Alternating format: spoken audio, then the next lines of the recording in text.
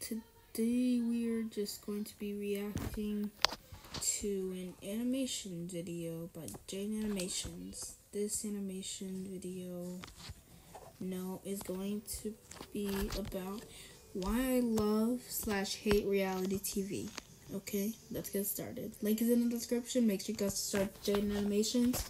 Let's begin. Hi. Dumb ad. I grew up only wanting to watch cartoons for the most part. I never tried to drift into other shows or movies with real people and actors. I'm just gonna pause the video here. I can totally relate to that. When I was younger, I really just wanted to watch cartoons. I never wanted to go to anything else because I thought they were all just big and stupid.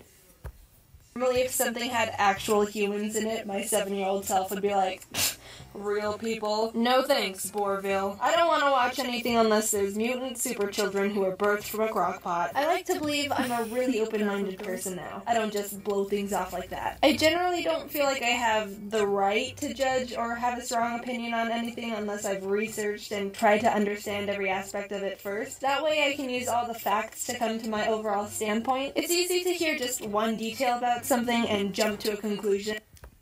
That's true. Most people just hear something and they just immediately jump to the conclusion.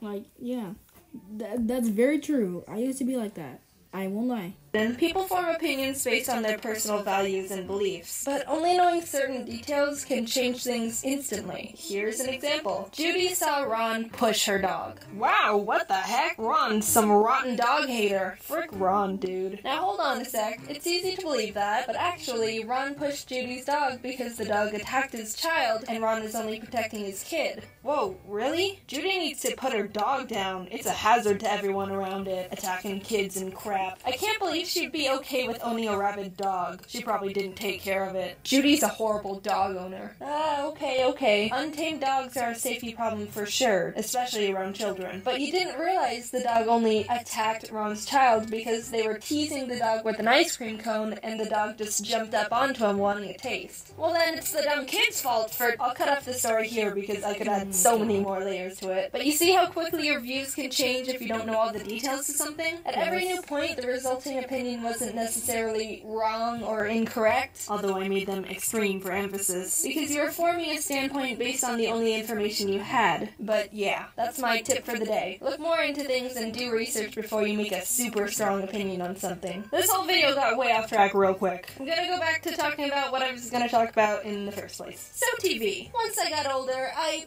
still mainly only watch cartoons, but I've developed an extreme love for documentaries. You don't even realize you can be interested in something you never even realized you... I was like that too, exactly. I love documentaries.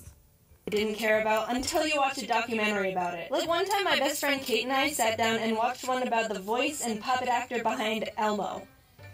It was mesmerizing. Totally random. You'd never even think about wanting to learn about something like that. Unless it's like 4 a.m. and you're in that weird fever dream phase. I think it's funny when documentaries go all cinematic with their shots. Like when the main guy's walking, looking off into the distance, on a journey, one man versus the world. People never understand him. It's not a phase. He'll show them all. Because I can only imagine how awkward it is to set up those shots. First, the cameraman has to walk like a quarter mile away while the main guy just waits there. Or vice versa. Next, he has to signal he's ready for the guy to start walking. Maybe through cell phone, maybe walkie-talkie. I think it's more funny to imagine he just screams at the top of his lungs and freaks out the civilians around him. Then the guy starts walking, looking at the scenery around him, acting like he isn't being filmed from 1,300 feet away for his documentary that's gonna change the world. By the way, I don't know how anyone can walk normally when they tell themselves to. Once you tell yourself, do something normally, you pretty much just increase your chances of screwing it up by 90%. One time I was walking across the bottom of some bleachers and I told myself, there's a lot of people I'm in plain view of right now. Don't make a scene. Just walk normally. They aren't paying attention to you. You're just some random person. And I tripped over a trash can. Anyway, there's probably other more efficient ways to get the shots. I'm not some documentary camera director, but it's still less inspirational and more amusing when you think about taking away the music and voiceovers to imagine what it was really like to just get the base footage. Same with reality TV shows. Kate's older sister was accepted onto a singing show once. I don't want to get into possible legal trouble by saying which one because they had to sign contracts and stuff. But she said that when they were filming their parents to portray the,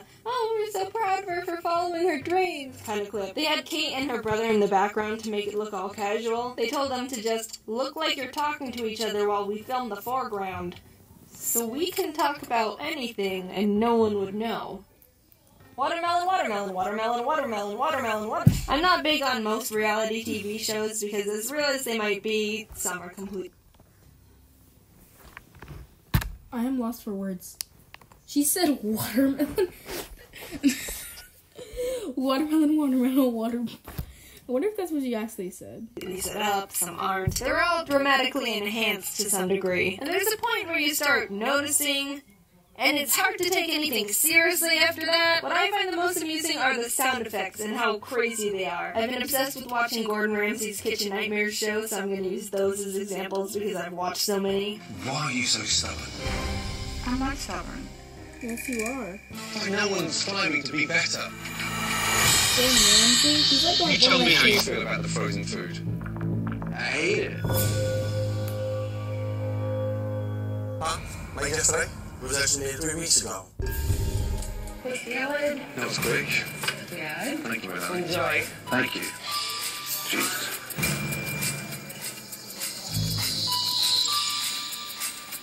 What is it? Natural with white cheddar. Oh, this is award-winning. Yeah. Right. And why is the fillet butterfly like that? And cut like that? He cuts it up and then pounds it thin. He beats the crap out of the fillet to tenderize it when it's the most stunning cut. Wow. Yeah. It's so yielding. Doesn't look too appetizing? It doesn't look appetizing at all, no. Whoa, whoa, whoa! Did you catch that one? Does that sound familiar?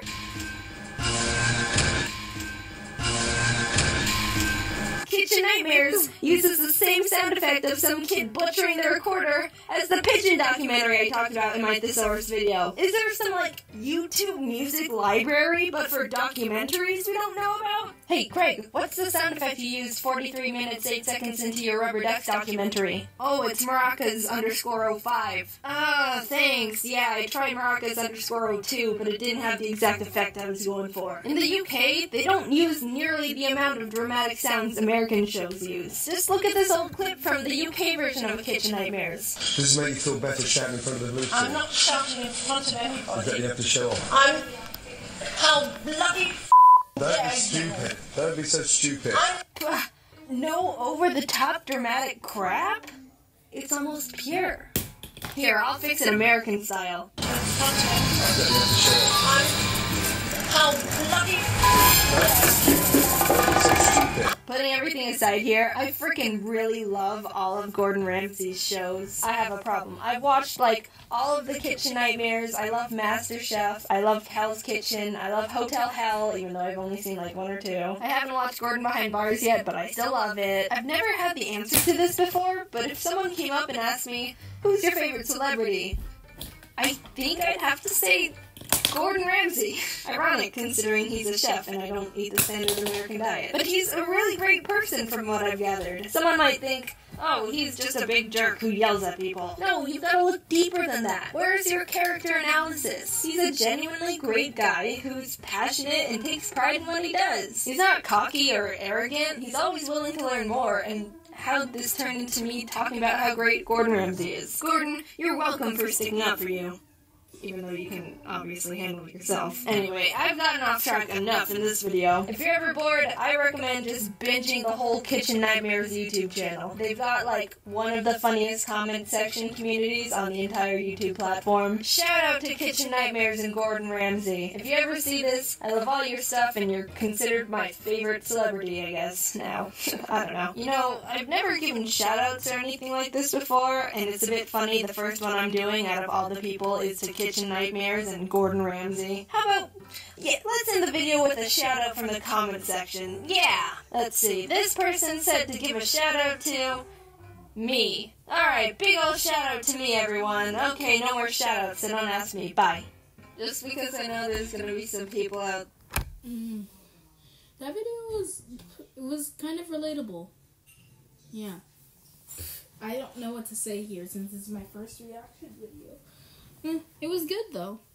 Anyway, so thank you for watching this poorly set up reaction video, and just don't forget to finish your homework.